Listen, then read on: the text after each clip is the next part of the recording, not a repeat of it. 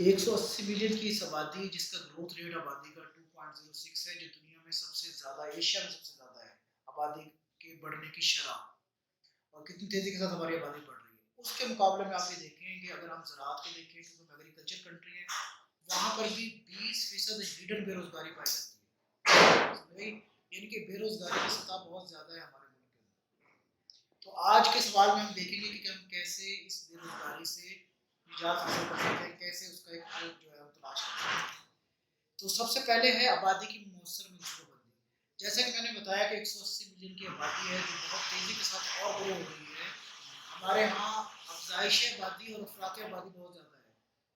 افزائش آبادی سے کیا ہوتا ہے کہ بچے جو ہے وہ جلد بڑے ہو کر جو ہے وہ جوان ہو جاتے ہیں اور روزگار کے قابل ہو جاتے ہیں، اور جو آلریڈی روزگار کے قابل ہیں، ان کو جب روزگار نہیں ملتا تو کیا ہوتا ہے کہ ان کو وہ بے روزگاری کا سامنا کرنا پڑتا ہے اور پریشانی کا سبب بنتا ہے۔ پھر صنعتی ترقی۔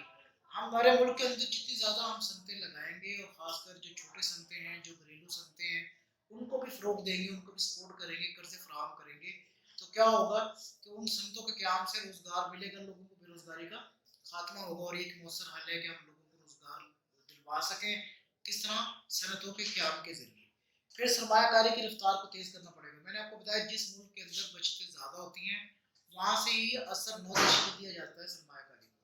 اگر ہم سرمایہ کاری کریں گے، نئے بزنسز، نئی صنعتیں، نئے کاروبار شروع کریں گے، تو اس سے کیا ہوگا کہ ہم سارے کے سارے جو ہے وہ میں صرف ایک جاب کے پیچھے نہیں بھاگیں گے، بلکہ ہم اپنے روزگار کی تلاش کریں گے، اور اس روزگار سے ہم کیا کریں گے کہ ہم نہ صرف اپنا بلکہ جو ہم سے منسلک لوگ ہوں گے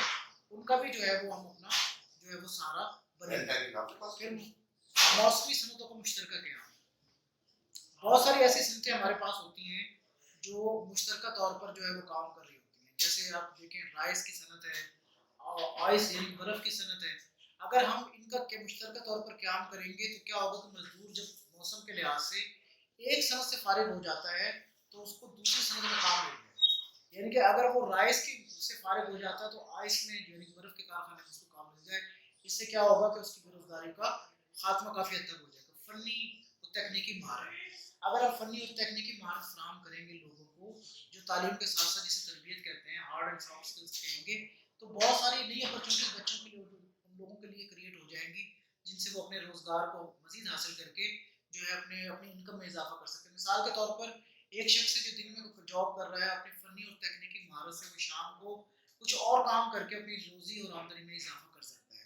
پھر روزگار کے مواقع کی فراہمی۔ اگر ہم صنعتیں لگائیں گے، قرض فراہم کریں گے، نئی انویسٹمنٹس کریں گے، سرمایہ لگائیں گے، تو کیا فائدہ ہوگا کہ نئے نئے کاروبار جب آئیں گے تو لوگوں کو روزگار کے مواقع فراہم ہوں گے، لوگوں کو اپرچونیٹیز ملیں گی، اور ہم بے روزگاری کا کافی حد تک خاتمہ کر پائیں گے۔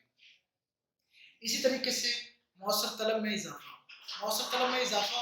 کس طرح ممکن ہے کہ جب ہم کیا کریں گے کہ جب ہم لوگوں کو سرمایہ کاری کریں گے، سرمایہ کاری کرنے کے بعد نئے نئے بزنسز آئیں گے، لوگوں کے اندر نئے کاروبار کی طلب اور خواہش پیدا ہوگی، جو بے روزگار ہیں ان کے اندر روزگار کے حوالے سے جو ہے جستجو پیدا ہوگی، تو اس سے کافی حد تک ہم بے روزگاری پر قابو پا سکتے ہیں۔ نجی سرمایہ کاری کی حوصلہ افزائی۔ اگر ہم پرائیویٹائزیشن کی طرف جائیں اور لوگوں کو نئی جو پرائیویٹ سیکٹر ہے وہاں سے سرمایہ کاری کو فروغ دیں، ان کو نئی اپرچونیٹیز دیں، وہ نئی انڈسٹریز لگائیں، نئے کاروبار شروع کریں، ایگزسٹنگ کاروبار کے اندر انویسٹمنٹس کریں، تو اس سے بھی کافی حد تک خاتمہ ہو سکتا ہے اس چیز کا، بے روزگاری کا، لوگوں کو روزگار مل سکتا ہے، اور لوگ بہتر طور پر اپنے روزگار کو آگے بڑھا کر اپنے ان لوگوں کو جو ان سے منسلک ہے ان کو وہ سپورٹ کر سکتے ہیں۔ خودکار اسکیموں کا اجرا۔ اگر گورنمنٹ جیسے ہر دور میں مختلف